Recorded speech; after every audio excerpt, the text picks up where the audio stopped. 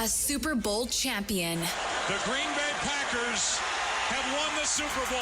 The Packers' all-time leading scorer. A game winner for Mason Crosby. It's time for the Mason Crosby Show with Mitch Nellis, presented by Verizon, the #1 network in Milwaukee, on 1250 AM and 105.7 FM The Fan, powered by the Potawatomi Sportsbook, and on the free Odyssey app.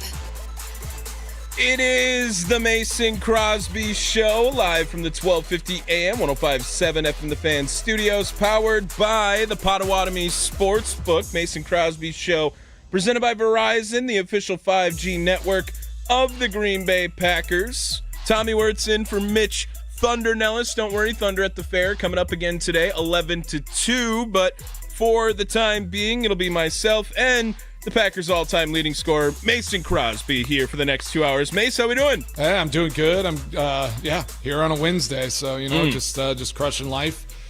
We will dive into some deep Packers stuff as training camp's going, but obviously we're going to start with this Brew Crew. I mean, what is going on in Milwaukee right now? I mean, it's ridiculous. The team's unconscious right now, Mason. I have no idea. Just too easy. I haven't seen them in my lifetime ever play with just this confidence and the assurance of like, yeah, we're going to figure it out by the end of the game. And Sure. And I loved it. You know, Pack-A-Day Radio, last question they asked Aaron Nagler there, Andy Herman, says, you know, this team just makes you play baseball. This team just makes you go out and make sure that you play everything correctly and that you're going to be on top of your game because we're going to be on top of our game during this 9-inning game that we play with you guys. We talked about it all week, and we talked about it with Drew on Monday. It's just they are stressful. Not for us, not for fans. No. They stress other teams out. I mean, it's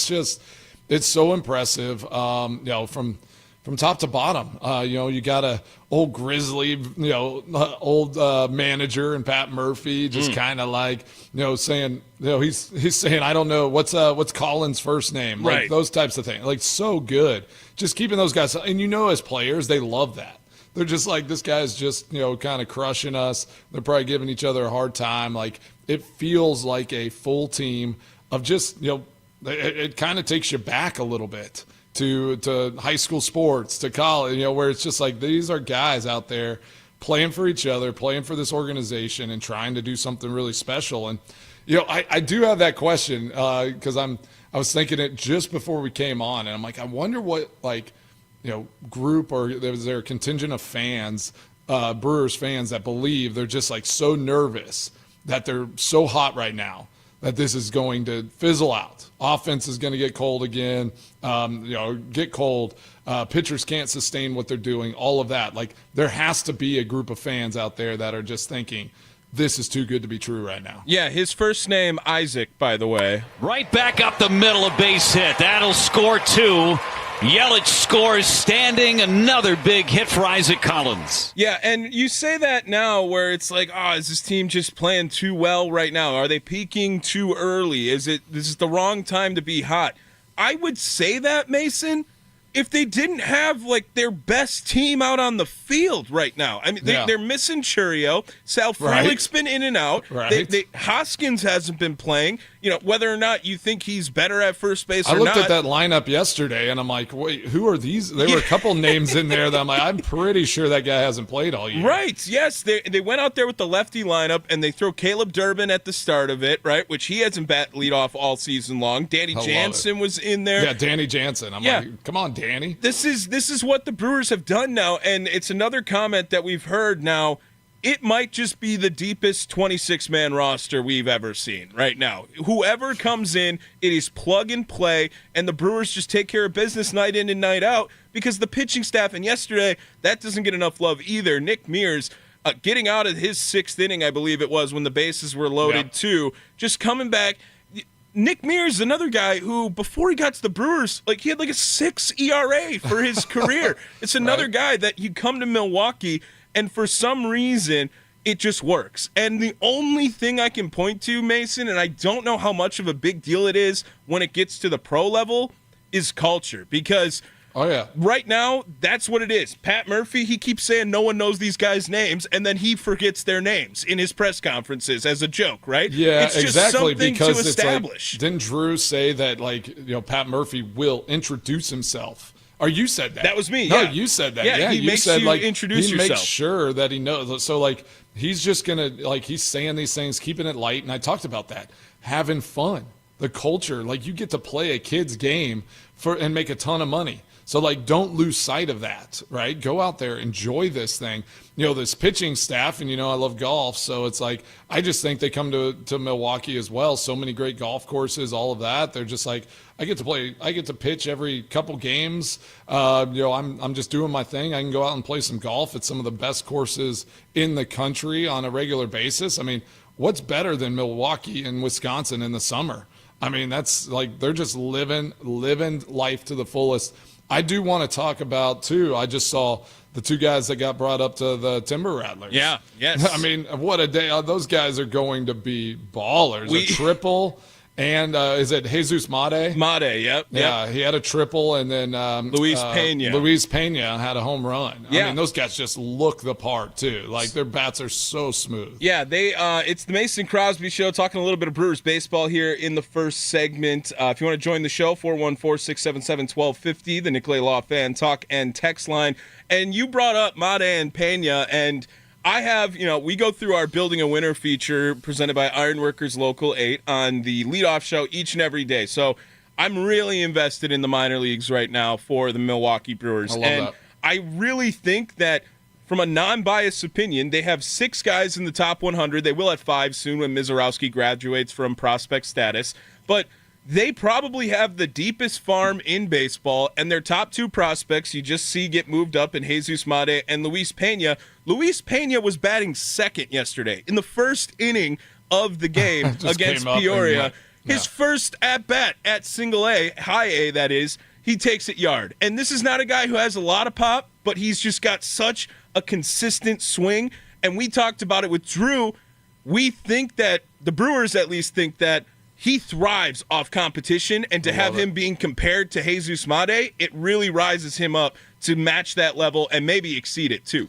Well, we talk about all the time with the Packers, with the Bucks, and and again, I'm going to just say culture over and over again, but it's also knowing your players and coaching them the way that they are going to excel and be the best version of themselves. Because I think there's so many coaches out there that want to just put you into a mold and say, this is the type of player you are. I'm coaching this way. If you fit in, that's great. If not, move on, right? Sure. Organizations do that as a whole sometimes.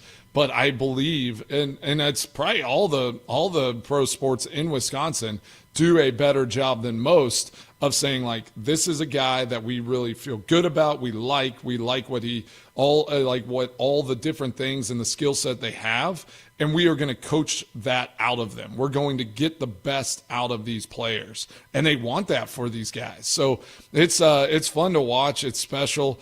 And I go back to saying should we be worried about this Brewers team and where they're at? But think about the type of baseball they're playing.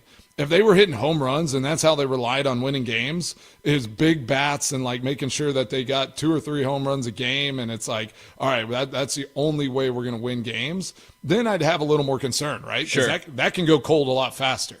But what pitching staff is going to come in and take this team down on a in a series? There's not a staff, a pitching staff as deep or a roster as deep as the Brewers have. No. So it's maybe the Padres, they have a pretty good, deep roster, but it's this team is going to get their bat on the ball, and then they're going to run bases and stress you out the whole game. Yeah, and it's just so fun because it is abandoning what every other team is trying to do, right? It is a team where we talked about it, that a World Series winner other than the COVID year since 2016 has hit 200 homers every single year. The Brewers are not going to get to that number. They will not. The last time it happened, it was the Cubs in 2016, and they hit 199 home runs. It's basically the exact same number. The Brewers right now, 4-game lead over the Cubs in the division after the Cubs lose yesterday as well now, too. Cubs are slipping a little. 69-44, 25 games above 500. If there is one place I am a little bit worried about, Mason. Okay. And this is another thing that Keep us grounded. if I have some worry, I am worried about Freddie Peralta being just the ace at this point. And I don't think that Freddie's had a bad season. I think he's having one of his best seasons so far. But look at what Quinn Priester goes out and does, right? Sure. Or Brandon Woodruff, for that matter, too.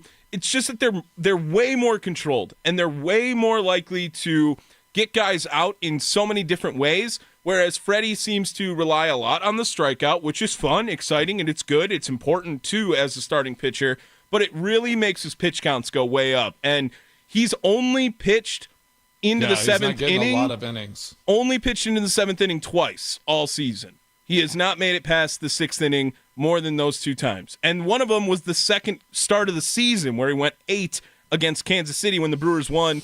I think it was their first, maybe it was their second game of the year. But it was on, I believe, April 2nd is when we saw Freddie Peralta go through 8 innings.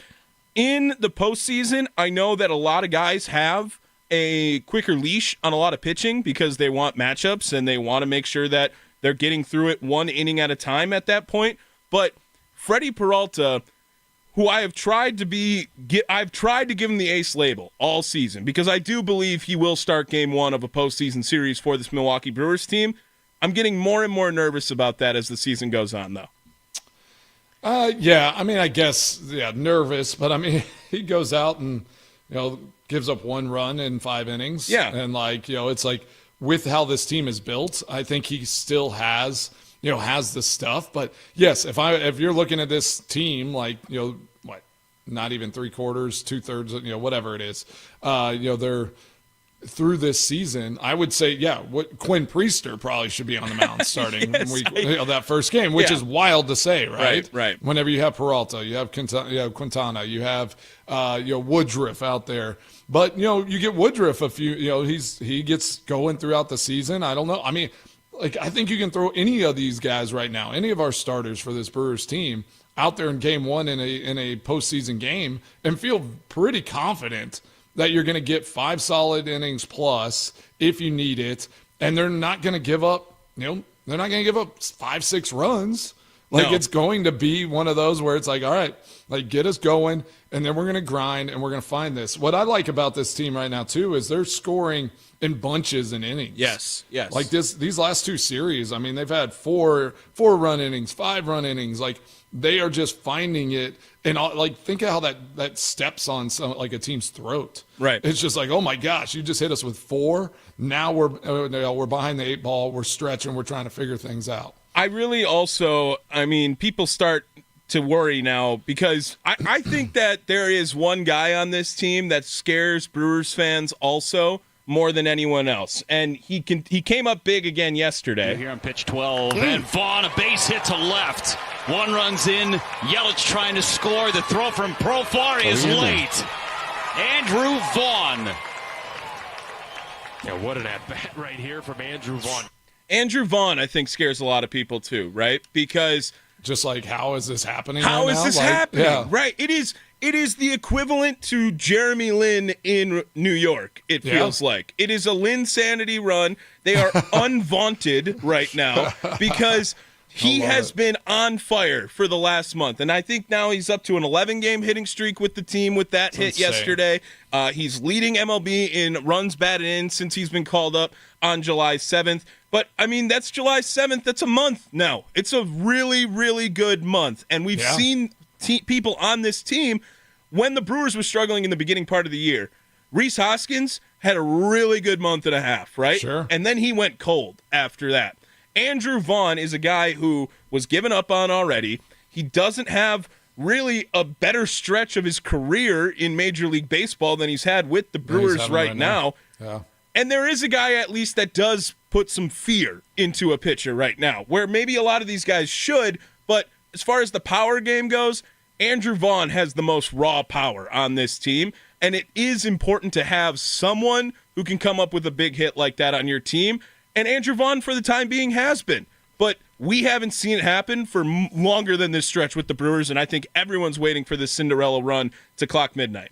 I'm just saying, organization, how the team's built, culture. I mean, I'm just gonna keep slapping that in the face, because it's like you bring a guy like this in that is just like he maybe hasn't felt good in an organization, felt right, and like the mixture of how the team is built, and now it's just like the guy is confident. He's able to go out there, unleash that bat, and just do what he feels really comfortable doing. And again, like with how everybody's hitting the ball, with just how they play this game, like I think it just unlocks this innate thing that he has in there. And again, it's like history wouldn't have said this is how he's going to play when he got here, but I mean it's just something that is happening here with his Brewers team.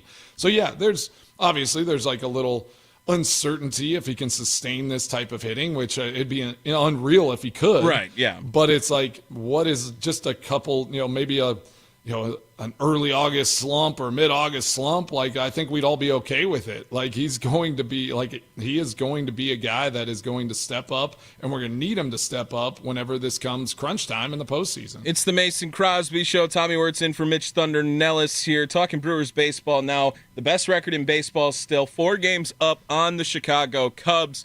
When was the point where you were, like, what point of your career do you look at when someone's like, hey, when were you in the zone? Like, that was it. Because right now, Andrew Vaughn is in the zone. The confidence is through the roof. The production matches that confidence. When people ask you, Mason Crosby, at some point in your career, what dates do you point to? What month do you point to where you can really look back and say, I was in the zone during that time? Yeah, I would say, honestly, end of training camp 2013. I had a bad year in 2012. Had to compete for the starting job, for the job there all through the offseason. Honestly had some ups and downs through that offseason, and then it was literally the last week of training camp. They bring in another guy to compete. Mm-hmm. We have a 3-kicker kickoff. I felt so bad for Brett and Good and Tim Mastay because they had to snap. I think we each kicked like 8 balls apiece. So we're lined up for, it felt like an hour, but it was probably, 15 minutes. And we're just hitting balls. And then they release, I think they released Sam Ficken is at the time, have this other kid in, and we come back out 2 days later and have another duel. And I literally went 16 of 16 or, some crazy number, hit a couple 60-yarders. Like, that was the moment that I was just like, that's what this feels like. It really was just that simple. Like, whoever wins this battle is going to be the kicker. That's what it felt like. So Alonzo Highsmith, you remember him, the scout? He was with the team for a long time. Played in Miami. He's a DB. He's the one that told me, he was like, they had me evaluate kickers and punters sometimes. And I'm like, and he's like, I was like, how'd you evaluate? Oh yeah, that one position? Went in, right? Yeah, right. He was a DB and played in the league. And he's just like, well, did he make it or miss it? Like, how high does he kick punts? Like, what, can he kick the ball into the end zone on kickoffs? Like, it was just so rudimentary. Right. But he came up to me after, I had a great end of camp, get on the tee, and he's just like, dude, I have never seen like an open tryout in front of the whole team before. Like, it just felt like it was like this wild moment. And I was just like, you know what? It was odd and it was weird, but kind of who I am.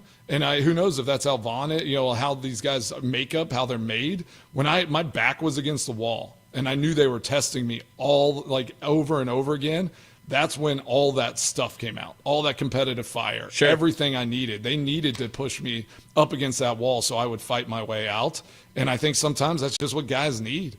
And they turn, and some people will turn. They'll try to slide down the wall and get out of there and like get away from the fight. And some people just push back. And I love that, and I think that's what this Brewers team is doing. Yeah, they had their backs against the wall for a moment there early in the season, and they have just clawed their way out of that. And now, last thing before we break here, get to the Packers on the other side.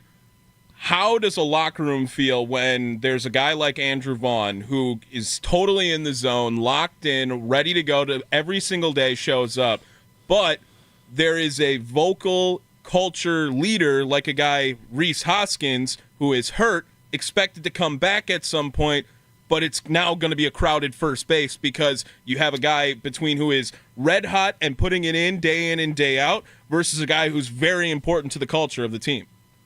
Man, that's a good question. That's a tough one, especially in this baseball space with where this team has been. But you hear our boy Bill Contreras, giving Reese, credit for his his bat getting hot again and just like being a leader in that space. So I don't know. I don't know what that looks like. It's going to be tough. I mean, if Vaughn stays hot, I feel like you can't move away from a hot bat. Right. I feel like almost Reese Hoskins might be that type of guy. And as a leader, you're going to say like, no, we're going to do what we need to win. That's more important than me, being on the field day in and day out. And they're working out Yelich a lot more in the outfield, so I think they would like to get him acclimated to where he can play left field. And then one of them can be the DH for the time. Maybe Reese plays, first base, and then Vaughn is the DH. Right, but then it's like, okay, take out one of these three: Churio, Frelick, or Collins. I know, like it's just who? What do you do? Well, like you said, like Frelick and Churio aren't playing right now. Yes, they haven't. It's crazy. I know. I mean, this team is insane right now. The deepest team in baseball, the best record in the major leagues right now. Your Milwaukee Brewers. Been a fantastic start, and they pick up another victory, 7-2 over the Atlanta Braves yesterday. Winners of 5 straight. The Crew now hold a 4-game lead on the Cubs. Joey Ortiz. I know. I've just tried to be on his wagon always. I'm telling you, I have to be boys. Yeah, I have to be boys with him. We come from the same place. That's so right. Joey Ortiz is my guy. But he picked up a couple of hits last night and has good numbers on the road, but not at home. So what gives? Forbes Brewers beat writer Drew Wagner joins Mitch Thunder Nellis this afternoon at 1 o'clock live from the Wisconsin State Fair. It is Thunder at the Fair on the Fan. Poor Drew Wagner never gets an off day. I know, man. That guy, he's just living on this on our shows. What was the stat? I did see before we go to break. What was the stat for franchise? They tied a franchise record for I think their record over the last 40 games. 60 games. They only have 16 losses. I think it was 40 or 50 games. Yes. So I believe you're looking at since May 25th when they've only lost 16 times. Yes, right? Yes. Since May 25th, I think they are 44-16. I did like it somewhere over here. I'll see if I can find it. In their last 60 games. Yes, yeah. It's like the best 60-game stretch. This is what it is. They are 44-16 in their last 60 games. Jeez. That is the best 60-game stretch in franchise history. Also, another guy, our good buddy Jeff Hem, helping us out from the Nashville Sounds. Shelby Miller struck out the side yesterday in his 6th inning of work, or his 1 inning of work in the 6th inning. 10 strikes, 17 pitches. He maxed out at 97. There's another guy coming. There's another. He's going to be back on this team pretty soon. If I'm Jared Koenig, I'm probably a little nervous because there's a lot of guys there in the back ready to come out. Rob Zastryzny, Robert Gasser, still they want to get a part of this team. You got to get Gasser involved. I don't know how. Oh gosh, I don't know how they are going to put this playoff roster together. It's just so many guys, and it feels like you're going to make someone mad, and it's just great competition right now. Did you see Miller out there?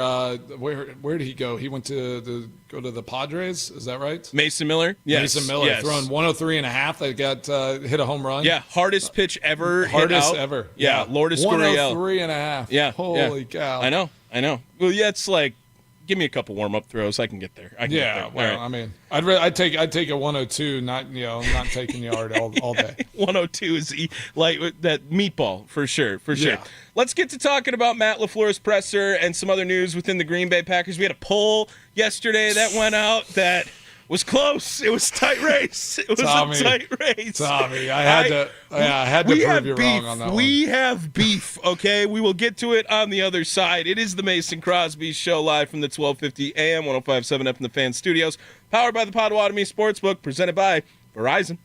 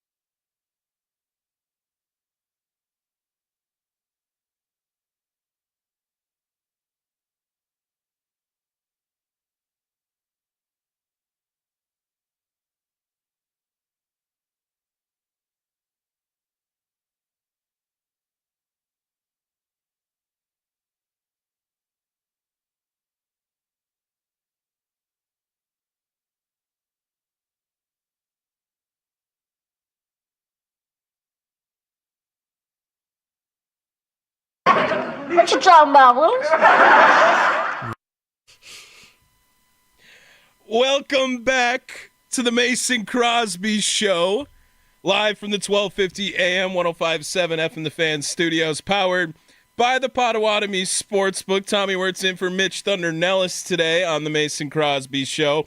And Packers season, we are all the way in, it feels like now. This is the time, early August, now all the training camp has come, and I said something yesterday. And we'll address it. We'll address it. Oh, you're not? Okay. You're not going to go there now? No. I said I'll address it. Okay? Because I played it at the beginning. I think a formal apology to everyone is going to be. I will not apologize. You know why? This is why I will not apologize. Yesterday I had said there is a contingent of NFL fans, Packer fans specifically, who really think Malik Willis should be the starter of the Green Bay Packers. And I prefaced by saying I do not believe this. I do not think that Malik Willis should be even close to touching Jordan Love. I will say that you did say that you don't believe it. Yes. So that's fine. And then Mason Crosby proceeds to just throw me under the bus every time. Yesterday, do you want to read the results here of the poll? Read the poll exactly, and then we can address this. Okay, so yes, Tommy makes this outlandish statement saying that there are Packers fans and fans out there in the world that believe that Malik Willis should be the starter for the Packers because of his 2 or 3 games that he played 3 games, right? That he played last year. 2.5. 2.5 games he played last year and had great success. So I put this poll out there and I said, okay, at Tommy WSSP, if you want to follow him and just tell him that this was ridiculous. Brought to my attention that there's a big contingent of fans who think Malik Willis should be starting for the Packers, and I need to know your thoughts. Who should the Packers quarterback 1 be? Jordan Love or Malik Willis. Jordan Love got 94% of the votes. With about 1,000 votes. About 1,000 votes. Yeah. 94%. So I appreciate everyone that came on, and I posted something this morning giving you my appreciation for making sure that this world has not just flipped on its head. And again, this was not ever a shot against Malik Willis. Or Jordan Love. Or Jordan Love. What he did last year was awesome. That's what a good backup should do. Come in, service where needed. A good coach puts him in a position to be successful. So I think having Malik Willis on that roster, we should just feel really good. I like this comment. Robbie Satritis Jr. said, I've honestly never seen one person say Willis should start. So false with the 6% right there. That's so false from the jump. Let's see. But then there are these comments that I think are kind of ridiculous as well. I'd like to see Willis put in inside the 10-yard line on certain drives. He's a dual threat. Overall, Love earned the spot, but it's nice to have a solid number 2 if needed. The last part is really good, but you're not going to put Malik Willis inside the 10-yard line. That's that's the most important spot to go and try to score a touchdown. Why would you sub out your franchise quarterback in that moment? Kevin says, I think Malik Willis moved the team better and is 1,000 times better vocally in the huddle. One was good. To which then someone comments, "Oh, what position do you play and where are you in the huddle?" underneath it. So there were some good ones. I really appreciated all the comments. I went down and you can go check all the likes. I went and liked everyone who was calling Malik Willis a starter foolish. I liked all their comments. I did. I was validating that I do not believe this, and maybe I was wrong, and I can say that. I will apologize for over-assuming on Packers fans, but I did screenshot these results because when Jordan Love has a bad game, which will happen at some point this year, there is going to be so much Malik Willis love. You have no idea. You have no idea. It will be. You put that tweet out after Jordan Love throws 3 picks in a game and see what happens. He's not going to throw 3 picks. Just saying that it could happen, and people will switch just like that. I know it. I know they will because I saw it last year. I saw it the whole season. Anytime was there Jordan Love struggled, a little tinge in you, like thinking that you were thinking maybe we just ride with Malik the rest of the time? Never. Right, I'm just making sure. Making sure. All right. No, I am a Jordan Love truther and a huge stan on Jordan Love at that. I think he has potential to be really, really good and immortalized in Packers history level good. I don't know if that means as good as Aaron Rodgers or Brett Favre, but I do think that he is a guy that, we've heard Tucker Kraft say it, he can lead us to a Super Bowl, right? And he's got that belief across his team right now. And I have belief that Jordan Love can be competing for Super Bowls with the Green Bay Packers. I do. Agree. With how this team is built, again, hearing kind of his insight and his that article that he did with the Tribune, was just awesome. I think just what a solid head on his shoulders, approaches the game the right way, is wanting to be his own man and his own quarterback, kind of carve his own trail and take his own path in this thing. But he also has learned so much from those that came before him. And how important is that? So I just reading that kind of just reassured me that I'm just so excited to see what Jordan Love can do, how he can lead this team, how he can continue to grow in that leadership role. I mean, this is year 3. This is the year that, Aaron took that step and won the Super Bowl, right? And did anyone expect us to win the Super Bowl that year when we went 10-6? No. I mean, it's like, no, that was not it. But it's something special. Aaron had that locker room. It was a group of guys that had kind of grown up together in Green Bay. And this team is very similar. You've brought in a couple pieces, but everyone is bought in. I mean, Josh Jacobs is like fully bought into Green Bay Packer culture and all that. Like, what a guy that is so happy to be in a place that is not the Las Vegas or Oakland Raiders, right? It's just like, I love this. I'm doing it, and we're going to do it as a team and do it together. It's the Mason Crosby Show. Tommy Wortz in for Mitch Thunder Nellis. Question here in the second segment of the show here. Nicolay Law fan talking text line 414-677-1250 if you want to join the show. Jordan Love, I am not doubting anything Jordan Love can do on the field. However, the biggest question mark now I think that surrounds Jordan Love, and a huge part of why a lot of people were very critical of his season last year was his receiver weaponry and the personnel specifically within the wide receivers. We heard Aaron Nagler even talking about that when they are running 12 personnel out there and they only have 2 wide receivers out, Jaden Reed's not playing like right now. Yeah. And it is a lot of Romeo Doubs and Matthew Golden. And Dontavian Wicks also taking a lot of outside reps. And so I don't want to judge Matthew Golden yet because we haven't seen what Matthew Golden has done. We have not seen anything. From right now, he looks like the training camp warrior at this point. I mean, maybe one of the best young route runners I've seen in a long time. I mean, watching his routes, what he did Keyshawn Nixon in one-on-ones, I think that was yesterday. Yep. I mean, just had him spinning. Like, to have that ability to, like, show that deep threat and then just break it off and, cut in stride.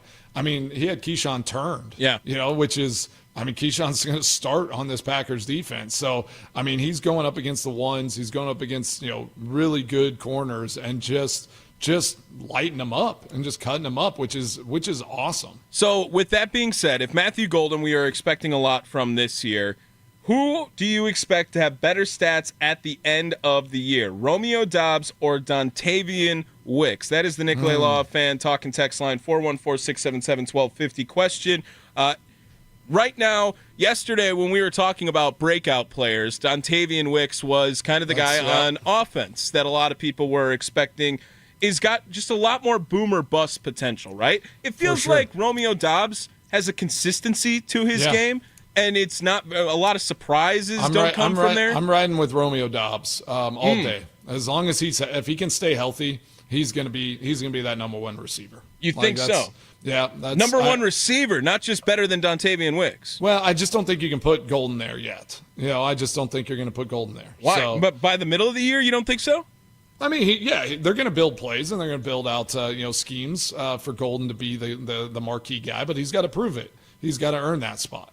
Like Romeo Doubs, again, what was that catch? That deep ball, that deep post he ran? Yeah, right, stretched yesterday. out and got it. I mean, I think Romeo is Jordan's guy too, right? Like you have a lot of faith in him. He has great hands. He's a more complete receiver already right now than Dontavian Wicks. Last year, I got to see more from Wicks. Wicks has to kind of do something. I know you and Mitch just you want to see Dontavian Wicks become that guy, and I just think he has some work to do still. Well, last year, 17 games played for Dontavian Wicks. Romeo Doubs, 13 games played. Okay, their numbers during that time. Targets, edge goes to Dontavian Wicks. Do you know Dontavian Wicks led the Green Bay Packers in targets last year? 76 targets for Dontavian Wicks. That was the lead for the Green Bay Packers, which just doesn't sound like the Green Bay Packers at all for that to be their number one guy. Yeah. 39 catches, 415 yards. He had 5 touchdowns. Romeo Doubs last year, 46 catches, so 7 more, 601 yards, so almost 200 more yards, and 4 touchdowns. That was 1 less than Dontavian Wicks in 13 games and 4 less games. So how many drops did each one of them have? Ooh, okay. So I'm looking right now. It doesn't show me here on ESPN. I'll get it from Pro Football Reference. For me, that's here. I look at that instantly. That's a lot of targets with very few catches. The targets to catch ratio really, really bugs me. That just means, that must have been Jordan's best option, and he was throwing him into. He wasn't open. He needed to go make plays. That's kind of how I look at that. Like, I think Romeo, right now, a more complete receiver, runs better routes, really good hands. He's going to do all the little things that you want him to do. I think Dontavian Wicks has a really big upside, but we got to see that upside, come out. And I think he's just got to find some separation because of his body type, because of like what he can do, vertically. I think Jordan throws the ball into some different spots for Dontavian Wicks. We got a call here, Nicolay Law Fan talking text line 414-677-1250 if you want to join the show. We got George on the north side joining the Mason Crosby. So, George, how we doing today, my friend? How you doing? Good, I wanted to ask y'all a question. Why the Packers having so many quality receivers? Now, I admit last year they took like a step back because they kind of failed Jordan Love by dropping a lot of passes. Yeah. But by adding Matthew Golden, who, of course, is going to be the number one receiver, it's not even a question the way how he's doing these players in practice and stuff. So he's going to probably start off as the number one. And you got Dobbs, you got Watson at some point. How can any way possible can Wicks or these other receivers blossom or develop? It's only one ball.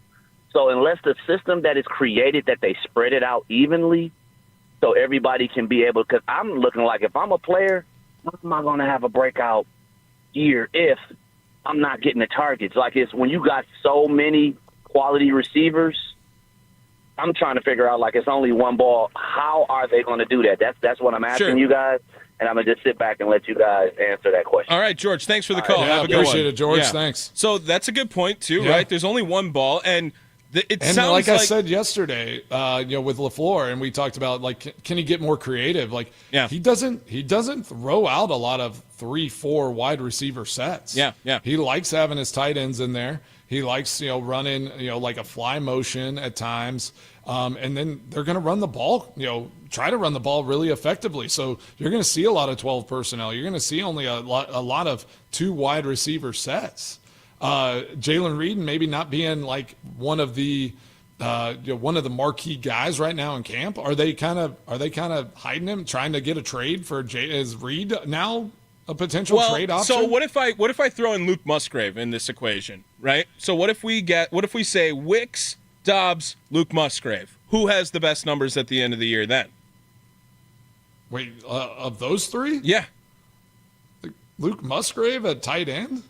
You're saying they want to run a lot of 12 personnel. He was every time he was not on the field a lot last year, but when he was on the field, it was a dead tell they were passing the ball. And they loved what he did 2 years ago. That's why obviously they're trying to get his blocking up. Yes, and they're trying. But I also think that Green Bay is not going to shy away from having him be involved heavily in the pass game because he was 2 years ago. Yeah. And if they're going to rock with a lot more 2 tight end sets, why wouldn't tight end targets go up? Yeah, I mean, George makes a great point. I mean, just to be able to utilize these guys, and if you're in 12 personnel a lot, and then all of a sudden you're just going out and you're running 3-4 wide receiver sets, and then you're expecting these guys to step up and make plays, that's not a good recipe, right? Sure. Like, it's just like you can't just like throw those guys out there and be like, all right, now we want y'all to be playmakers. These couple times a series, and you're just not going to be able to spread it out that way. So. I do think the identity of this offense is ever evolving, and they need to figure out, are we going to go really heavy and be like, hey, we love all these wide receivers, and we're going to make sure we have 3 or 4 of them on the field as often as possible, and then run like kind of more of a spread run game? Or is it going to be a ground and pound? And then it's like, all right, now every once in a while we'll flex out Luke Musgraves, or we'll do something like that. I think that's where LaFleur is honestly trying to figure that out as well. I mean, Hafley talked about on the defense, his adjustments, what it looks like. He looks like a completely different D coordinator this year just because he's learned a lot about his players. So I think that is what the caller we had yesterday talking about LaFleur getting more creative. I think that's where he's trying to figure out. Are we going to run with a lot of wide receivers? We feel really good about these guys, and we're just gonna put the ball in Jordan's hand and let him spread it out, or are we just going to pound the ball and roll with Dobbs, Wicks, and Matthew Golden? I mean, is Reed the man out at this moment? Because does Golden just shown like his skill set just as a route runner and all of those things just kind of offsets what Jalen Reed could do? Well, Jaden Reed, I don't know if I thought last year he was very underutilized in a lot of weeks. I mean, we talked about it, right? Yeah. Like every time they did the jet sweep and like got the ball in his hands, he was effective. Yeah, and I think he had 2 weeks where he led fantasy in points too. Like when he gets on a heater, like Jaden Reed, I think is the best receiver on the team. I think he's that important to the offense. I really do. And I would love to see him more involved, but it sounds like, they really do value what Wicks and Dobbs can bring in the blocking department on the offense too. Yep. And Jaden Reed has not caught up to that. But again, like they're just trading out Jaden Reed, who maybe isn't great at blocking, for Luke Musgrave, who also really isn't that great at blocking, but they're just putting him at a different part of the field and bringing more guys into the box. So it doesn't make sense to me either. Well, and then, I mean, you're looking at Christian Watson coming back at some point, right? Yeah, but he's gonna fit into this at some point. I don't know, what to believe on that, right? Because it's a torn ACL the last game of the season, but it sounds like everything's progressing really far. It just seems like this is another opportunity to get Packers fans a little more excited than they should be. Maybe he's back for a postseason run, but I just don't. I would be very shocked to see Christian Watson play football in 2025 just based on the history of the injury. He's going to play in 2025. He'll be back. How long do you think that? It's not a year-long recovery. Yeah, it's all of 9 months though, right? Yeah, but so he'll be that's back. if everything's perfect. He'll be back in October. All right. Yeah. All right. I'd say after the bye week. Dr. Crosby. Yep. Mason Crosby, MD, with that Dr. update Crosby, there for yeah. you. All right. Yeah, exactly. I think after the bye week he's back. That's my prediction. We'll see what happens. I think it's going to be Dontavian Wicks. I think Dontavian Wicks is going to have better numbers than Romeo Doubs. I really do. I think that he's going to be involved in the game plan on the outsides. I think they like what he can do in the blocking department, and the separation numbers are there.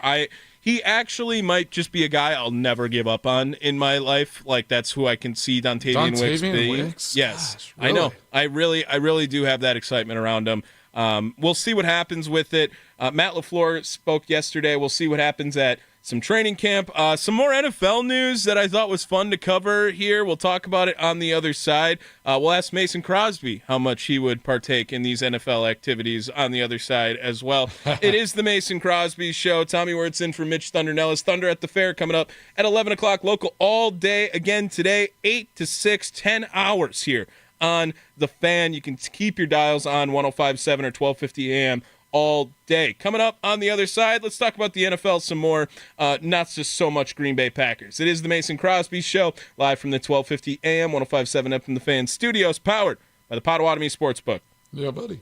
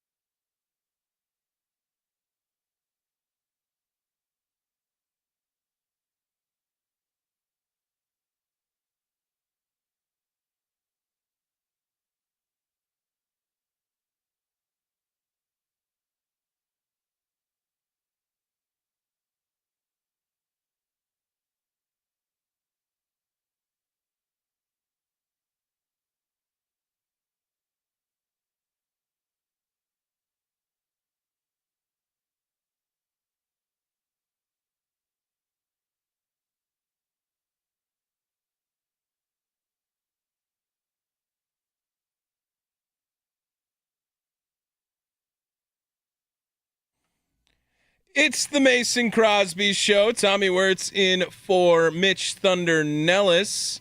Mason Crosby, Packers all-time leading scorer here, and wondering how he feels about the recent development that the NFL banning smelling salts. Yeah. I mean, what are they doing? Like, what's their reasoning? It's just bored. What's the science behind this? Right. They're like, we couldn't change anything else to the kicking game, so let's just ban smelling salts. Like, I mean, is that how they view? Is that like how kicking game is viewed? It's like kicking game and smelling salts are basically on the same level as far as like importance in their minds. We need skinnier goals and we need less salt out on Seriously, our field. We don't want these guys to be alert and awake. You're like, this is crazy. I know. So it's the Mason Crosby Show here. And yesterday, the NFL, George Kittle broke by the stage at training camp saying that the NFL is banning smelling salts, and he contemplated retirement after hearing that. And I mean, Mason, was this something like the team provided back in the day? What? Hey, you know what? Maybe it's a an Earth thing. Maybe it's like save the planet, because you break those things, guys throw it on the ground. Yeah. They just don't want to have to clean them up. Was it something that the we teams... don't recycle those things? I mean, just can't reuse them. Those them. salts are done. But we're saving the planet. Like, NFL, congratulations, saving the world. One smelling salt. Did the team provide those, or did guys bring those? No, they just had them. Yeah, they had like a bucket of them. Like George Kittle had his own brand of smelling salts, or like the 49ers had smelling salts just for the everyone? generic little white packet, and you just break it. Right. Get yourself a little juice. So, right. Yeah. So did you partake in smelling salts when you were out on the field? I was not a smelling salt guy. No. But how about a lot of guys on the team are at the time? I saw him I saw him on the ground all the time. So I mean, think about that. Like, you're an offensive, defensive player. Like, you don't want to take – so now we want these guys to take supplements to, like, get themselves juiced up, and that's going to dehydrate. It's going to be bad. Like, that's a way guy just snaps it, gets their eyes, gets them going a little bit. That's probably why they're going after this, right? And I am not – look. They're not making money off of it. Well, so if NFL, they were smart, they would have their own – yes, they would make the teams buy their own smelling salts. But I'm wondering – like, is this a safety thing because guys maybe give themselves, you get your bell rung and you go out and try to break a smelling salt and get back into it? Like, is there a false confidence that comes with smelling salts? No, I mean, they're monitoring. Like, it's like a guy gets like, no, I mean, it's like, what's it gonna do? It's not like you're like shooting yourself up with something. Right. I mean, it's just a little something in your nose. Like, it's just a smell. I mean, it just wakes you up a little bit. This is just gonna be juice. like whenever think about it, 0 degrees in Green Bay. You're like, I do not want to be on this field right now. It's like, it's so cold. It's brutal. Yeah. Like, I'm just going to give myself a little juice, a little hit. I mean, what's wrong with that? I don't know. I'm just ready for... It's the funniest thing ever. Like, there's going to be just a huge uptick in, like, Vicks Vapor Rub coming out on the field or something, exactly. right? They're just going to... Just rub that under your nose a little bit. Something else, but, like, they're banning the ammonia packets and smelling salts. And again, it just makes no sense that is going to be, like, such a huge focus. The only thing I can think of is, like, yes, it is maybe a false confidence that comes with it. And that would be the only way I could look at it and say, okay. But also, like, no smelling salts. Like, what happened to the league I love? Like, smelling salts were like, everyone's been doing that forever. I mean, now, right? no strips. Maybe like you're not allowed to like open up your airways anymore. Like, you can't do that. Maybe they'll ban like eye black. Yeah, right. No seeing allowed. No fun league. I mean, they're selling off. I just saw, it's like they're selling off NFL Network, Red Zone, everything. Yeah. ESPN owns it all. So I mean, ESPN was probably like, well, I mean, if we're not getting paid, for these guys hitting that smelling salt, like it's got to be banned. Yeah, and that's the other news here. And how it is. It's quick, always money. Easy, brief NFL segment here before we get to Dusty Evely. Now going to join us at 10 o'clock today. I was trying to work that out. Excited to talk to him. Acme Packing Company. But basically, the NFL, yes, wants to, or ESPN wants to own everything, and they are getting into the NFL again by buying NFL Network and now also NFL Red Zone that comes with that. Yeah. I don't know about you, Mason, but Red Zone is maybe the best product pro sports has out there. I do like Red Zone. Red Zone is awesome. I mean, it is the perfect 2 TV setup where it's like you got your Packers on one TV, yep, and Red Zone just going on the other TV. The multi-view. Oh, it's so good. But now it also seems like this is going to be a part of their, like direct-to-customer, like sports. They're going to they're building a whole new, like, streaming app, like another thing to just charge everybody else another amount. Have you seen the memes of Red Foreman where it's like me telling my dad how many streaming services he needs to watch the Packers now? Like, luckily it is so awesome in Milwaukee County where you get that, local programming no matter what. Sure. It'll always be on local TV, and they do that up in what's Green Bay's county's name? It's escaping me right now. But Brown County. yes, they do that up there as well too, and it's awesome. That's always great too to see. But it is great, like for someone like being in Nashville and like people, Packers fans all around the world to be able to watch a game that might not be on national TV that has traditionally been regional TV. Yeah. Now you can watch it. Yeah. And yes, I'm like you should pay for that. Yeah. I mean, you should pay to but also like watch that's another thing that I always think is like a problem. Red zone, right? You're not watching like the whole game. If you only care about watching the Packers, you don't really care about football.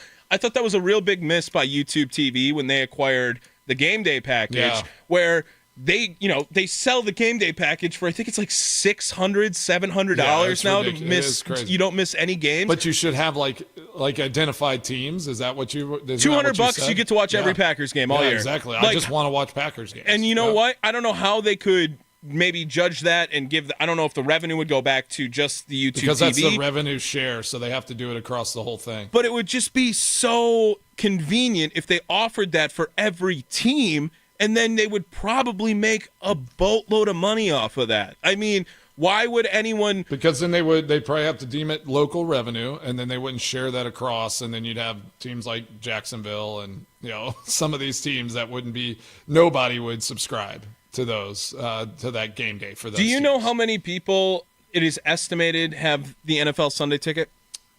Gosh. 5 million? No, not quite. It's 1.3 million. Okay. Which shot for the moon. It is an estimated drop from about 1.5 million when it was DirecTV. So, okay. But I mean, again, like you're asking someone to pay $600-$700 to watch every single game. Does DirecTV exist anymore? I think so. Yeah. Okay. I'm pretty sure it does. But do you still have to get a satellite? We still have I don't think you need a satellite, but we still have cable TV here in the station. And I don't know why anyone has cable TV anymore. It's just so many other options. But it's nice to have the DVR features and whatever that go with it. But I think that if ESPN does this correctly, they are going to do very well on their direct-to-customer streaming service because of NFL Red Zone. Yeah, I think that they're a good platform to do it because they've done it well for a long time, and now they'll be able to. They already have the ESPN Plus, and you can get that and watch games over in Europe and different places. You can get fights, all that. So they definitely have the bandwidth to do something like this. So kind of makes sense, and then the NFL just makes a boatload of money selling off the NFL Network and all those things. Absolutely. No more smelling salts on the Mason Crosby show. I'm going to buy them, and next week, before every show, we're smelling salts. I mean, they are not banned on the Mason Crosby show. We will not. We will not. Take your freedoms away here on the Mason Crosby show. It's just going to be a Ronnie Coleman show after all of these smelling salts. Ain't nothing but a peanut. Everybody get some smelling salts before next week, and we're going to just hit those things before the Mason Crosby show every day. Dusty Evely of the Acme Packing Company going to join us next year on the other side. Talk a little bit of Packers training camp. He's big in the O-line play. I know you're big in the O-line play as well too. So we'll pick his brain. Let's break down some film. Coming up next, it is the Mason Crosby Show presented by Verizon, the official 5G network of the Green Bay Packers on 1250 AM, 105.7 FM The Fan on the free Odyssey app.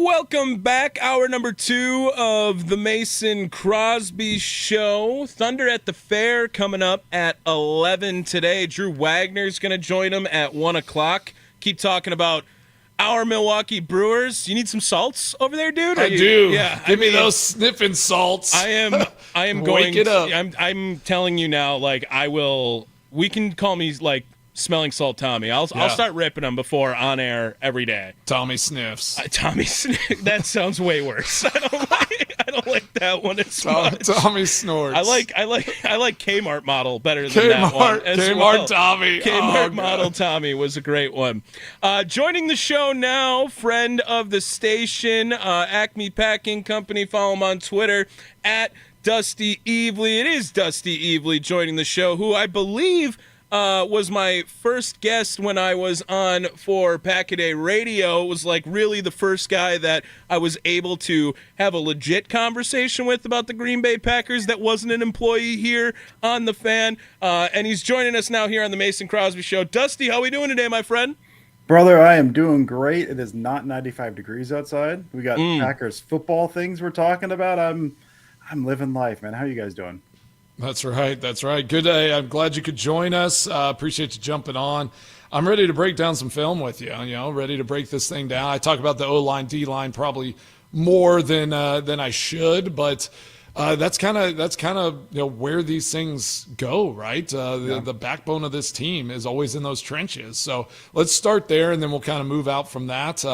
What are you seeing from both sides of the ball in those trenches on the O-line? Let's start with the O-line. What are you feeling from that group of guys?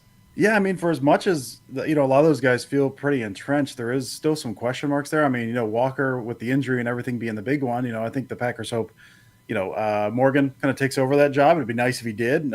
Briefly, what I saw on Family Net, I'm not there at practices, seemed like a little bit of work to do. Good feet, but a little bit playing strength I'm not sure of, as far as right now. So they're probably going in with Walker, who I like Rasheed Walker just fine.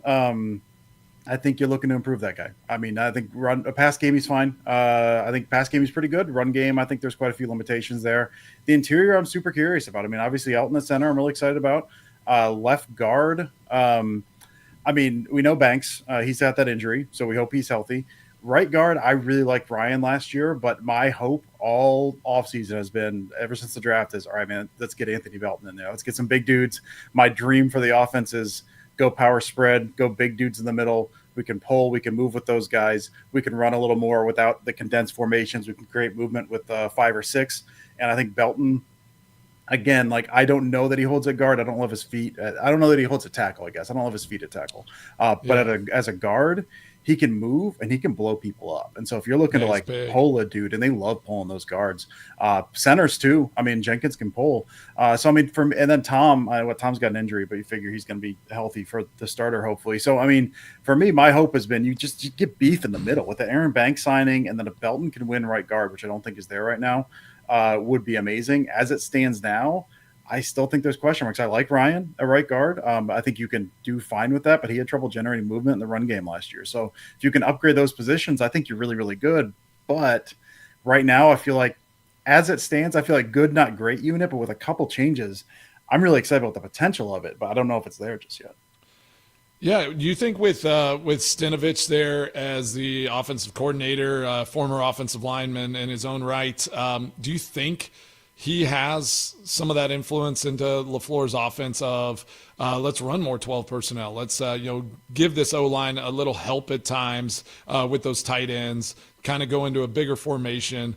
Do you think if they feel more confident with this offensive line, they can spread it out a little bit more and get some of these more of these wide receivers on the field more often than they probably did even last year for sure.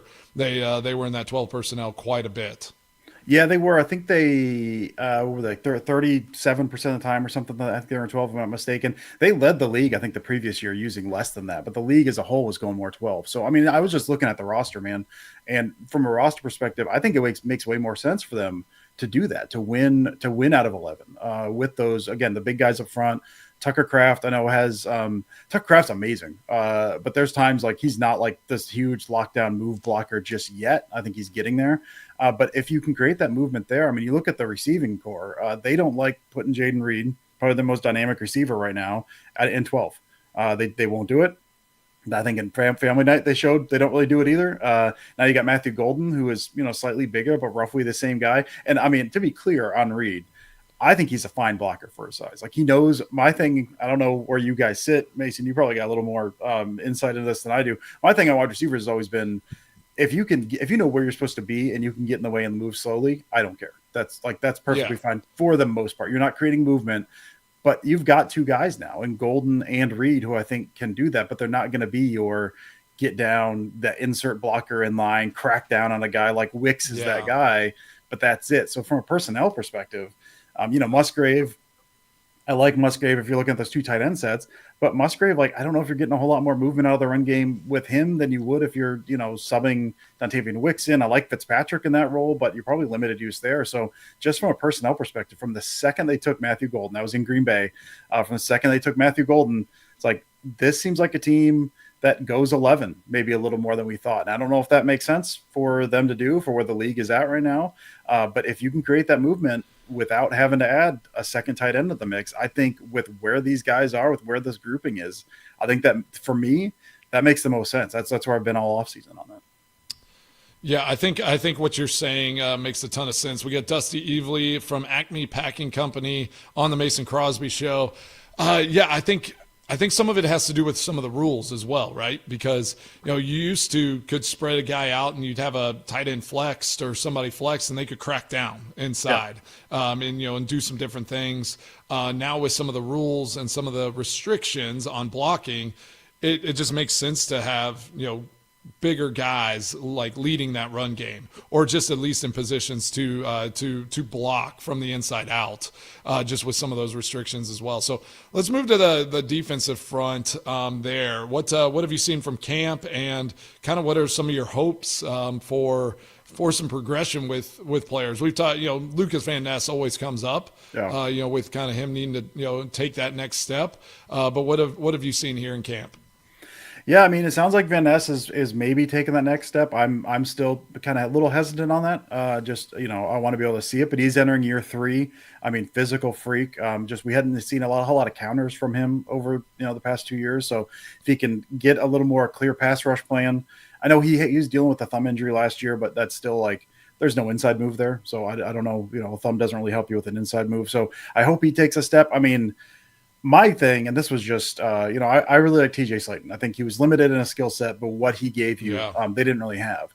But the reports out of camp with Stackhouse, I think if you can replace Slayton with just a big dude in the middle, hold up against run stuff, maybe he give you a little juice in the pass. I mean, he feels like the key to all this. Obviously, a healthy Kenny Clark, he's getting a little older. He feels like, to me, he's always going to be 23 years old, and the fact that he's 30, nearing 30, makes me feel extremely old. But if he can get back to the 80% of the Kenny Clark we knew, if Devontae Wyatt can stay healthy, I said there's questions in the offensive line. This defensive line has chance to be a monster if some of these guys step up, but there's so many questions. It's a lot of if Kenny's healthy, if Devontae stays healthy and takes like a tiny step, if LVN is able to develop pass, if a pass rush moves, if Gary gets back to where he was kind of pre-injury or at the end of last year, as we saw, maybe coming out of that injury.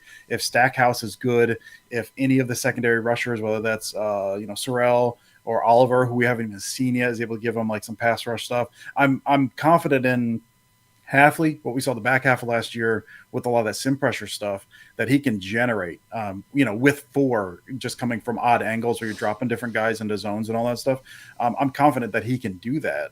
But as far as like just the front itself, there's real potential there. But I think for me, just looking at it, there's this would be great if this. I think there's a ton of questions with that front. Yeah, that makes sense. And I got to ask this question of that linebacker group. I mean, does this linebacker group have the potential to be one of the best kind of core groups in the NFC for sure, possibly in the NFL? I mean, adding Isaiah Simmons, What Quay, did at times last year. Obviously, Edgerrin Cooper coming up. Isaiah McDuffie is just a solid, solid linebacker. So, what do you think about this linebacker crew? And do you think they have potential to be really impactful and be one of the best units, in the NFL this year? Dude, for the first time in forever, I'm excited about the linebacking crew. Like, I can't remember, I always go back to, dude, we haven't had a good linebacker play, consistent good. I mean, I liked Hawk, but, as far as, game-changing guys, since, Nick Barnett was patrolling the middle. Yeah. So, I mean, that was, it's the heyday of my high school, I think, when that was going on. So, it's been a minute. I mean, I love Edge, what he showed last year. I mean, my big thing on Cooper was just athletic freak. We knew all that. His processing from day one, even missing training camp stuff, was really, really good. Now, how does that change when teams get a little more tape on him and all that? But as far as his instincts and his play speed, I think sky's the limit for that guy. Quay, I think I'm a little higher in Quay than some people. I think he has the potential to be solid. I mean, I've been saying he played at Georgia. What he's asked to do at Georgia, he's not a dumb guy. He is a smart dude. He had to make those calls. That's a lot of the stuff they're running at Georgia is more complicated than a lot of stuff they're doing in the NFL. Yeah. And he was at the heart of that. So I think at times he's thinking maybe a little too much. I think Quay has the ability to be, I mean, he's an athletic freak. I don't think he's ever going to be a game-changing guy, but I think he'd be a solid force in the middle. And then, I mean, you mentioned those other two guys. Simmons is a guy who it seems like, he came out of college. His big thing was, unicorn. He can play anywhere. He was playing in college. He's playing safety. He's playing slot. He's overhang. He's in the box. He's on the line. And it sounds like, I mean, from out of Packers camp this year, they're simplifying that. He's just linebacker. And if they work him in early on pass rush stuff, on 3rd and 7, 2nd and 11s, and he's mugging the A gap and then falling back into a hook zone, and he's doing that 12 times a game for the first half of the season before they work him in, that's terrifying, dude. And if he can come along and actually even he trusts his eyes a little more, flows to the ball a little better, because that's his eyes always kind of tricked him. But if he kind of is able to just focus on linebacker, ease him into this year, you've got have 3 dudes that are just lightning fast. And if the eyes are fine, dude, I mean, that's terrifying. And then you mentioned McDuffie. I mean, he's not – I think McDuffie's always going to be a guy that we could probably do better than McDuffie. He's got physical limitations, but he's always where he's supposed to be. As far as just defensive coordinator stuff, we call this. That means where he's supposed to be. His eyes are good. He's going to close on that stuff. He may not always get there the fastest, but he's going to be where he wants to be. And there's a lot of benefit in that, especially with a room with if you've got dudes who are just flying everywhere, a guy that's just – we know where he's going to be. He's rock solid, even if there's limitations. I think there's benefit there. Right. And I mean, how much of that is you're comparing him to the rest of the linebacker room too? Because I mean, the athleticism is just off the charts otherwise between Cooper, Simmons, and Walker. Even if Quay isn't maybe up to it on the intangibles like the other guys is, his athleticism, he can get all over the field as well too. Dusty Evely joining us here, Acme Packing Company. Follow him on Twitter, X, @DustyEvely. Dusty, the Nate Hobbs injury, right? And what that does for the Green Bay Packers heading into the rest of camp, preseason, likely that he won't be participating in any of those activities now here. What are you looking at in the DB room? What do you think that effect of the Nate Hobbs injury does to that defense and that DB room? And on top of it, now, who did they bring back? Ballantyne, right? Ballantyne and Ballantyne. I'm going to mess that up all year like Mitch is too, like he said yesterday. But, bringing a guy in that's already got some familiarity with this culture, with this team, what are you thinking in that part? Probably the biggest question mark on this team as a whole, right? Yeah, I mean, the Hobbs injury sucks because the biggest thing on the Hobbs injury is just, that was the book on him when they signed him, was this guy's a monster. You watch him with the Raiders. I think I watched all of his snaps with the Raiders. That guy's a dog, physical without getting flagged, tremendous in the run game. Can get beat sometimes on double moves and stuff. For the most part, pretty good cover corner. But the book on him was he can't stay healthy. So if he's injured already, I know he's got the knee cleanup stuff. Hopefully he comes out of that. Hopefully he's back for week 1. But that was the biggest question mark for me on him. Well, one of the biggest question marks was eventually will they start throwing flags as grabby as he is? But the other one was just it's can he stay healthy? And so far, him already being banged up, does not bode well. I hope he comes out of it healthy, but that's the thing. But as far as just the training camp stuff, there are so many question marks. I do feel like maybe you get some deeper looks at other guys that maybe you wouldn't. They're rotating guys in. Bullard, I don't know if Bullard can stick in the slot. You get a better look at him there. You get maybe Kalen King gets a little more run. Kamal Haddon, there's been some good stuff about Haddon. Maybe he gets on the field a little bit more. So I do think just from a training camp and practice and preseason perspective, it's not the worst thing in the world, because I feel like Hobbs is a smart dude. Feels like he already had a pretty good grasp of what he was being asked to do on this defense. So him missing time, I don't think is going to kill him when the games start. So as far as that's concerned, you get to see some guys, a little more run on some guys that maybe you had some question marks on. Maybe you can fill out like, those, CB4, CB5, because you're getting some looks on them a little more than you would have otherwise. But as far as like just Hobbs in this defense, it stinks that he's gone, man. I mean, that's, you kind of want him out there and you want him healthy. So that's the big thing on the Hobbs stuff. Well, Dusty, being playing in the league for a long time and all that, like, that's honestly just a veteran move. It's like just get a little cleanup. Something's bothering you. You realize when you play the game long enough, we probably play more football than we should. It's like guys can take some time off. They can kind of be away from it. He's gonna rehab hard, like just as hard as he was practicing. Like whenever you have a cleanup and do this thing, sometimes it's like it's just timing. If he can have the right timing here, where all of a sudden now you're strengthening, you're rehabbing, and you get back on the field and you're actually better than where you left off. So I still always look at like Charles Woodson in 2009, whenever he won the defensive MVP. He did not practice. Like, I think maybe he'd come through to walkthroughs on Fridays and then he'd just go out and ball, And so it's like, I do think sometimes, and it's, it's the nature of the business. It's an entertainment business. It's a performance, like need to see the guys out there. But I do think sometimes we overdo the football side of things and having the guys on the field. So sometimes having a veteran guy like this, having a few extra weeks to, just rehab and do that can actually, pay dividends. So, I do want to switch. I want to go over to Jordan Love versus Malik Willis. This is Tommy's question. Whoa, chill. So I put up a poll on Twitter yesterday, and everyone was like, "Are you?" I'm like, "No. This is. I'm just wanting to prove Tommy wrong that there is not a contingent of Packers fans that believe Malik Willis should actually start over a healthy Jordan Love." I think Malik Willis came in and did an exceptional job last year with what he was asked to do. And so it always feels good to have a good backup. But just talk about Jordan Love and what you're looking forward to for him this season, and just kind of what that quarterback room looks like in general. Yeah, so this is pretty good timing. A few days ago, I just got done rewatching all of Jordan Love's attempts from 2024, just to remind myself I'm getting set for the season. I'm trying to remind myself of the stuff he did. I mean, for me, the big thing is, the injury looms large. But as far as like just his process, I think is good. I think it's gotten better every single year. His footwork being tied to the concepts, getting always in a position to throw. And then once stuff breaks down, or, if he sees, one of my favorite things about him is, he's ready to throw. He needs a tick longer, than he's got that little like back foot fadeaway. If the pressure, I know people don't like that. I think that's incredible. If he knows, I gotta give it half a second because I know this is going to be open. It's not open yet. I can't break contain or it's gone.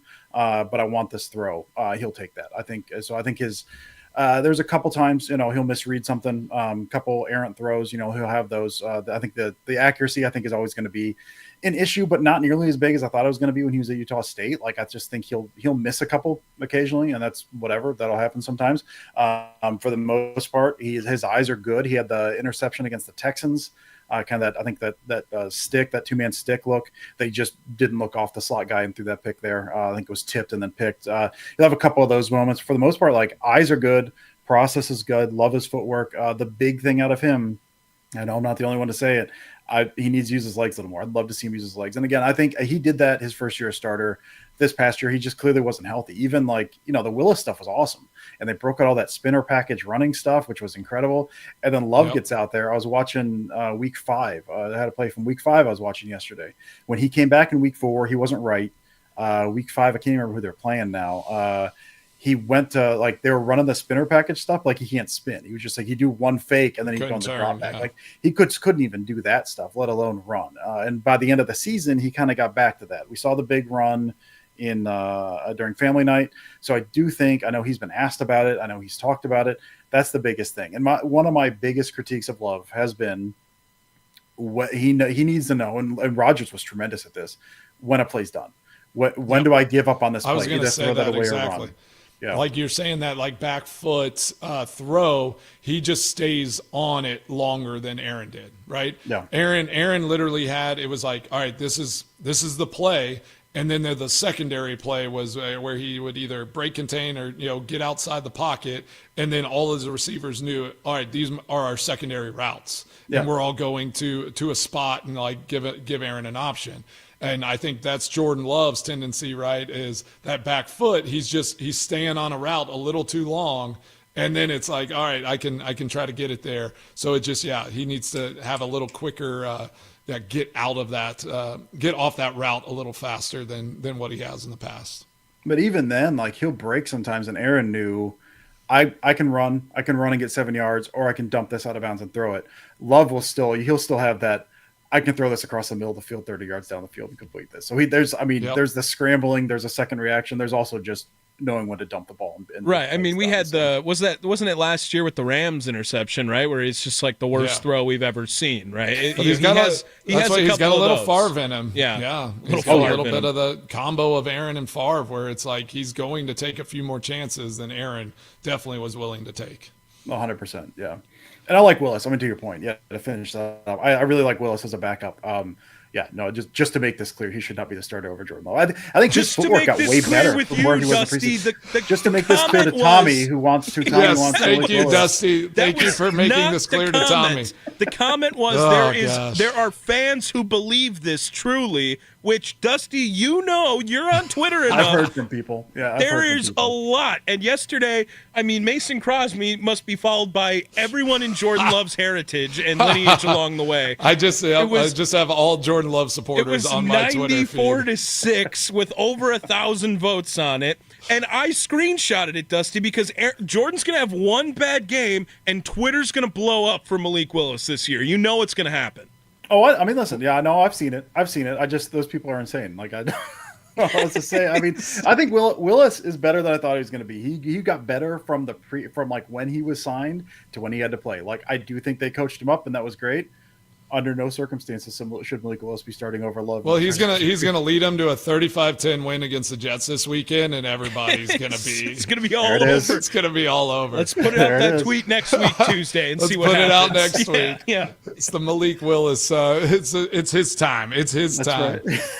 Oh man, we got Dusty Evely on the Mason Crosby show. Just talking ball, talking Packers.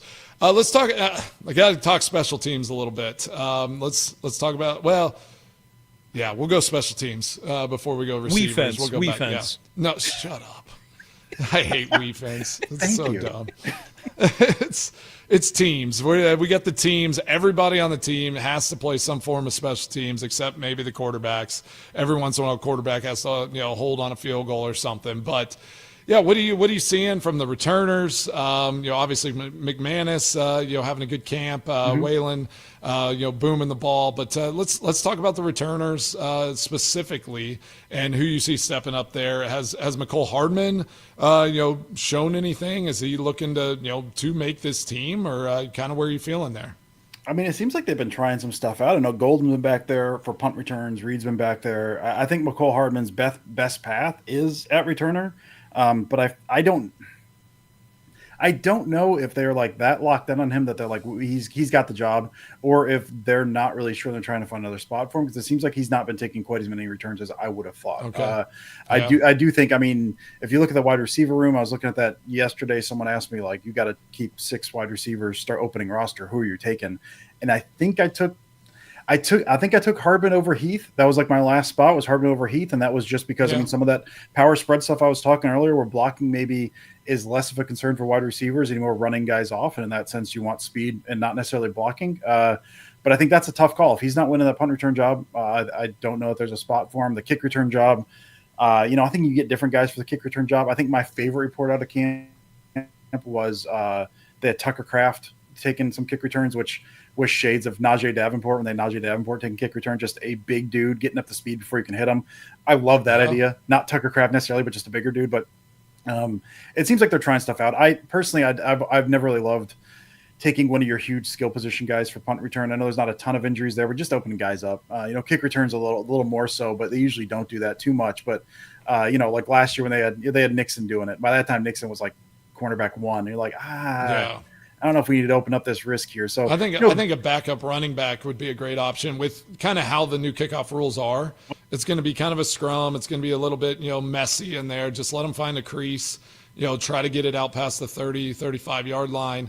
Running backs, nobody wants to tackle them, right? Like in the open field. So just let them be a punisher. Get one of the bigger backs, Brooks, or what about like Savion Williams, right? Like he's supposed to be this big, all in on it, Savion Williams. Yeah, like 100%. A super physical wide receiver who kind of plays halfback too, right? Like, wouldn't that be an option then, Dusty? Well, and I know too, and I don't know that I saw it much last year, but when the XFL was doing this kickoff stuff, one of the stuff they were doing by the end of that first year, a lot of special teams were doing more. It was run blocking stuff with their kick return units because those guys are 5 yards apart. You've got like pin pull stuff. You're running power essentially on kickoff returns. You want a running back. I think if you work some of that stuff in, I think a running back makes a ton of sense. I mean, I love Savion Williams. So my thing is, if Savion Williams can catch the ball, get the ball in his hands as much as humanly possible. You want to get him on runs, get him on kickoff returns if he feels comfortable there. I think that'd be my pick right now. It'd be Savion Williams if he can handle it. Awesome. Yeah. Well, we got Dusty Evely from Acme Packing Company, and we're talking Packers ball, just all things. We're talking Savion Williams, so let's go to that wide receiver room. And you kind of said it's going to be tough to get that 6 down. And how has Savion Williams looked? Has he been because he's had a couple little ding ups, like he's been injured at times. We hear Matthew Golden's name every day. Yeah. Just exceptional route runner, just looks to be the part. But what do you think of a guy like Savion Williams? Is he just is he a project? Are they just trying to figure out what he's going to be about? Yeah, I love the idea of Savion Williams, and I feel like they do as well. I mean, he has been. He was out with a concussion. I think he tweaked something on family night. He had a nice catch and during family night, and I think he tweaked something during them. But he's on the red jersey, I think, quite a bit. So right now he feels like more like a concept than an actual player at this point, which I think makes sense. I mean, it feels like. I mean, the thing on him was dynamic with the ball in his hands, can't catch. Like, not that he can't catch, but like it was like suspect hands, we'll call them. So it always felt to me like the best path for him was kind of almost how they used Christian Watson early, where like a lot of jet sweeps, and Watson, I mean, was a much more polished wide receiver coming out than Savion Williams is. Williams is, again, like played a lot of wildcat quarterback, played a lot of running back. He was all over the place in college. To me, the thing I'm most excited about Savion Williams, I love Jaden Reed. I don't know, Matthew Golden, we've not seen in a regular game yet, but Reed, their most dynamic receiver, healthy right now. I think you want him, and I think he is such a good wide receiver. Like, as far as setting guys up, hands are good, route running is good, understanding of leverage is good. And they had him doing so much in the backfield, so much kind of gimmicky stuff they've had over the past couple seasons, just because he's good at that stuff too. I think what Savion Williams does, if you give him some of the stuff you had to Reed, you've got him in the split gun backfield stuff, you've got him running the jet sweeps, that opens up a guy like Reed to just be a wide receiver, which, I think Reed last year, by the end of the year, part of it, man, I think he was just kind of gassed.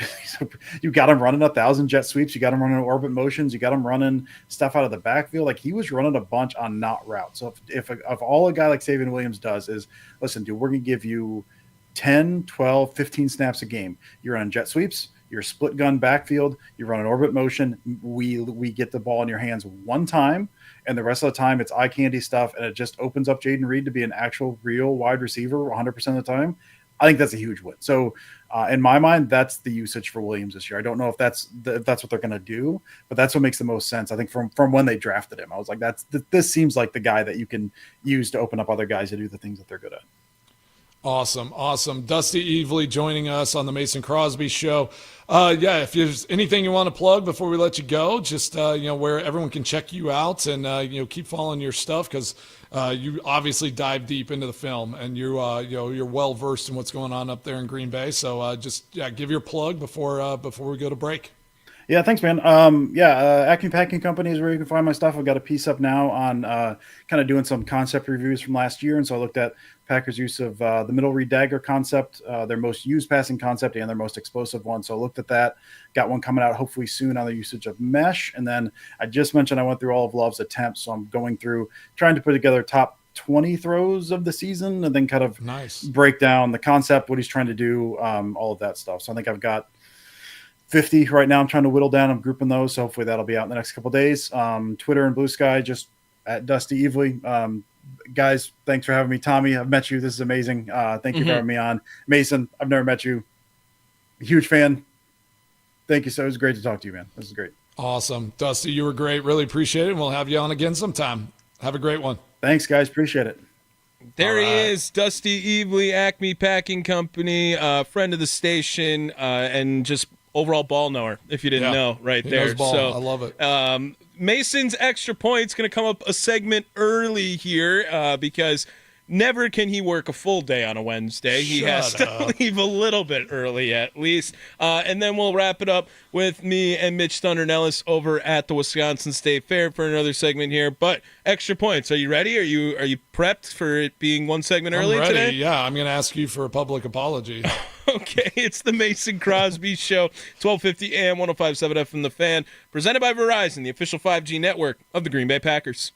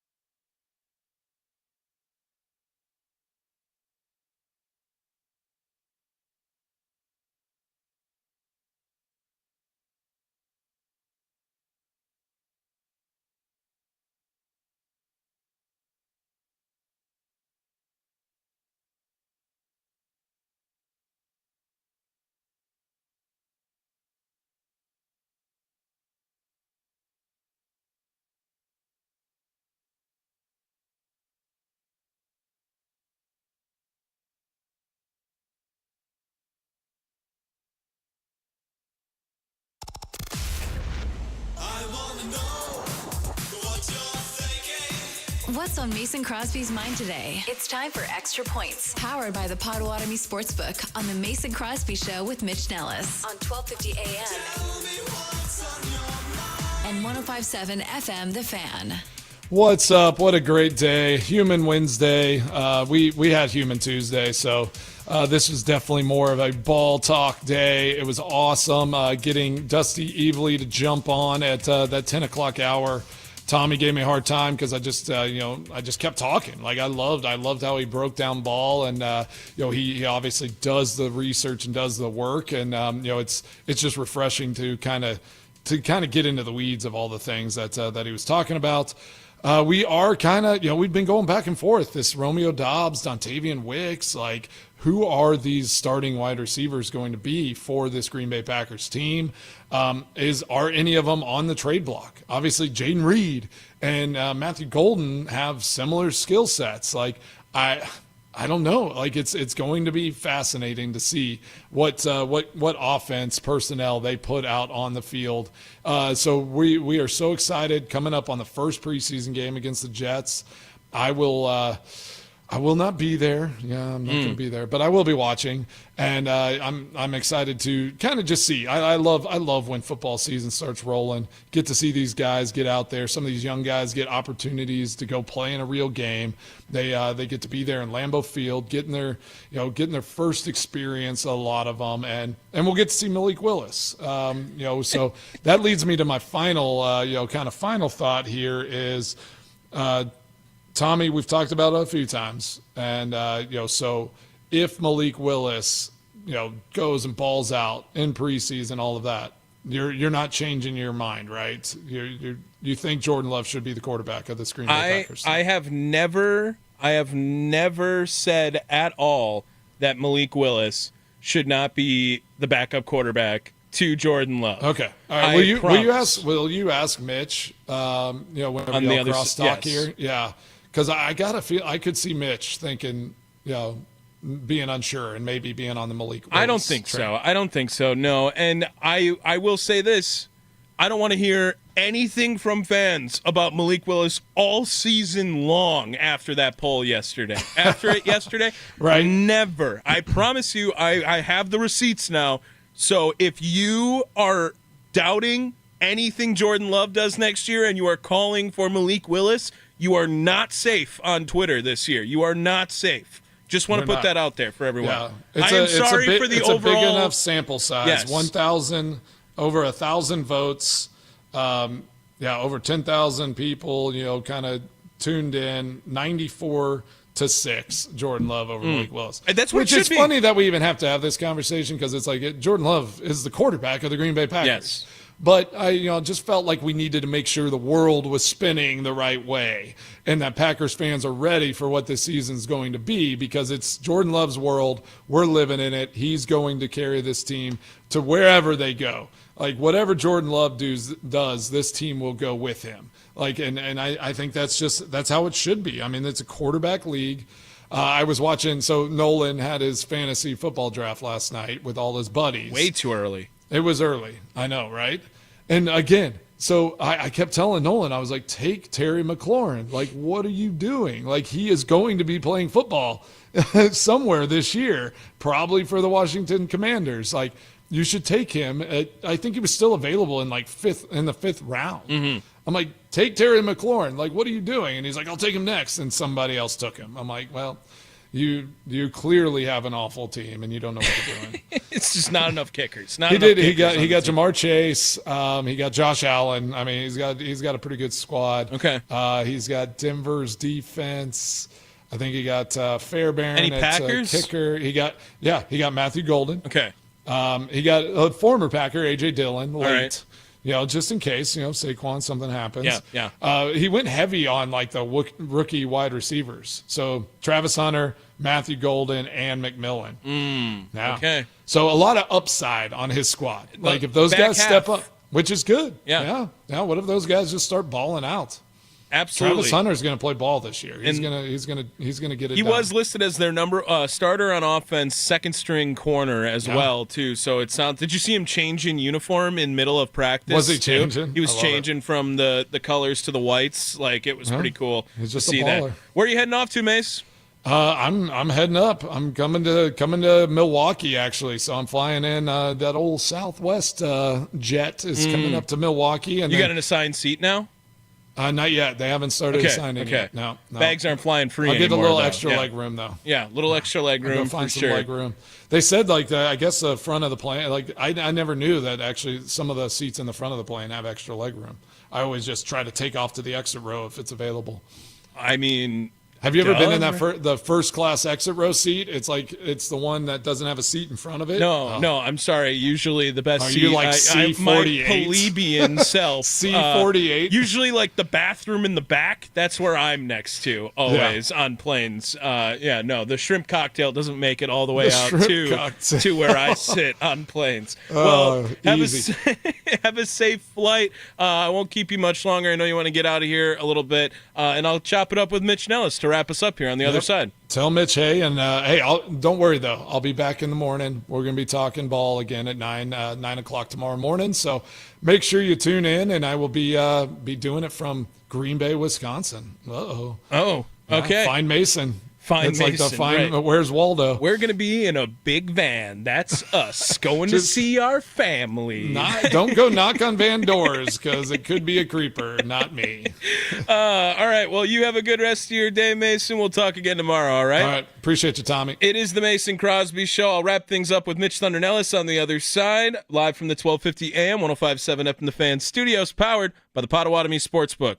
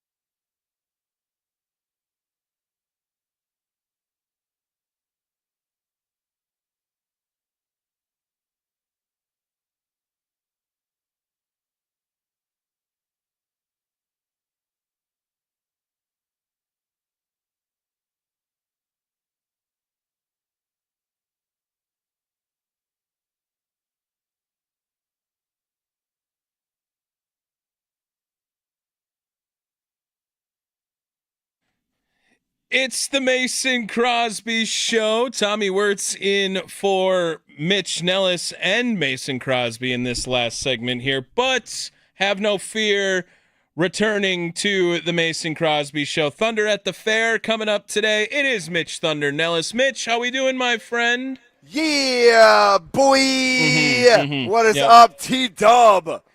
I'm doing all right.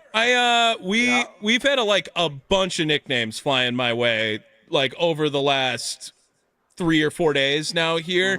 And Mason asked me in the middle of the break if the K in TK now stands for Kmart. So I feel like Kmart is all the way in. Kmart Wortz. Yes. TK in the house. Let's go. Yeah, how have you been liking it down at the fair? I mean, we've been really lucky with just amazing weather, it feels like, down there. Because Summerfest was pretty brutal compared to this. But I mean, I know you've been eating a lot over there. Is the pasty still the best thing you've had while you're over there?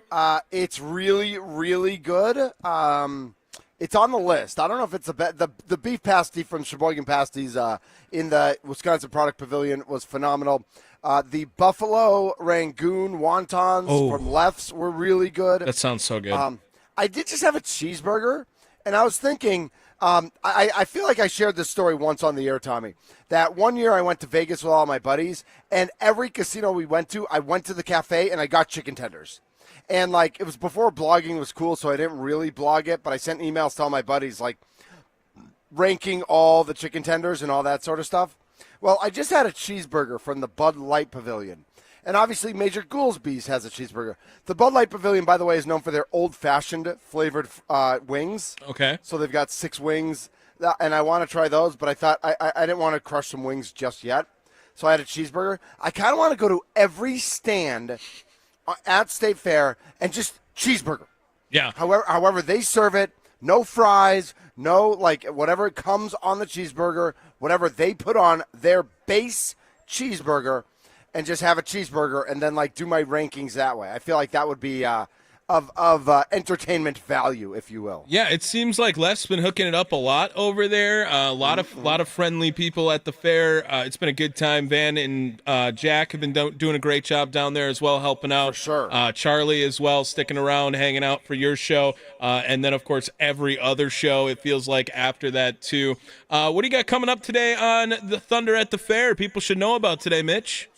Malik Willis is going to be on the show, and he's just going to cry for about an hour straight because of how dominated he got in Mason's polls. Mitch, you know just as well as me that argument, I don't know what happened, but people were really talking about this. 94-6 would not have been my guess. Jordan Love's first, if he starts the season against Detroit and throws an interception in the first quarter, that poll will immediately go to 80-20. Yes, if the Packers lose the game, that poll will go to 66-34. Yes, go Pack, go. That's right. All sorts of Packers gear, except for the one Bears fan who stopped and said hi earlier. Badgers, absolutely. So I think I was surprised. So that's what the poll should be, right? Right. The poll should be absolutely. 94-6. But we saw polls last year of maybe not quite 60-40, but definitely 70-30. Well, and I'm telling you, Jacob Morley put one out before I had him on Packaday Radio about a month ago that was dead even. It was 55-45. That's insane. That's insane. It absolutely should not have been that at all. And I wanted to make sure it wasn't. I looked wrong. I'm okay. I'm happy to look wrong on this because I have been all in on Jordan Love this entire time too. And I don't think Malik Willis should be the starting quarterback of the Green Bay Packers or shouldn't be even close to that conversation at all. And I really think Jordan Love is a top 10 quarterback in the league. You were not wrong at all. You were absolutely right. You were on the right side of this argument. You were on the right side of Jordan Love is the starting quarterback, and the Packers will go as Jordan Love goes. That's it. That's the list. Coming up on today's show, Dave Schrader from WBAY in Green Bay. He's going to be joining us around 11:20. He's at practice right now, so he'll tell us everything that happens there. We'll talk. Obviously, we're going to talk a lot of Brewers. We're going to talk a lot of Packers. Bart Winkler, former morning host here on The Fan, now has his show Monday through Friday at 9 p.m. nationally on the Infinity Sports Network. He'll join around 12:40, and then Drew Wagner, because we can't give him a day off when it's the fair, Drew Wagner will join us around 1:20. I know the promo says 1. We backed him up a segment. It's all good. You should be listening to all 3 hours, all 5 hours with the Mason Crosby Show, all 8 hours with Wisconsin Sports Daily, all 9 hours with Pack-A-Day Radio. That's right, 9 straight local hours of radio where we are talking sports here in Milwaukee. Yeah, it's a beautiful thing to have the 10-hour schedule, 8 to 6. Don't forget all right, Sparky. leadoff show. Sparky, let's go. He'll be down there hanging out with me. I'll be here in studio doing the leadoff show, but Sparky going to be down there. We're going to be talking Brewers baseball a lot. Tommy, what? You couldn't get out here today? No, it's not necessarily all my fault, but Charlie can't be working the board here, so we got to move some things around. We got people. You know, it's Charlie's fault. You just said it. Throw him under the bus, back up the bus, roll it back, back it up, roll it back, back it up. I don't say anything bad about Charlie. He knows that, and I know that, and I will go to bat for my guy for sure. Mitch, we'll talk to you in a little bit here at Thunder at the Fair. All right, my friend. Great job, Tommy. There he is, Mitch Thunder Nellis, joining us here on the Mason Crosby Show. Make sure you guys stick around for Thunder at the Fair coming up from 11 to 2.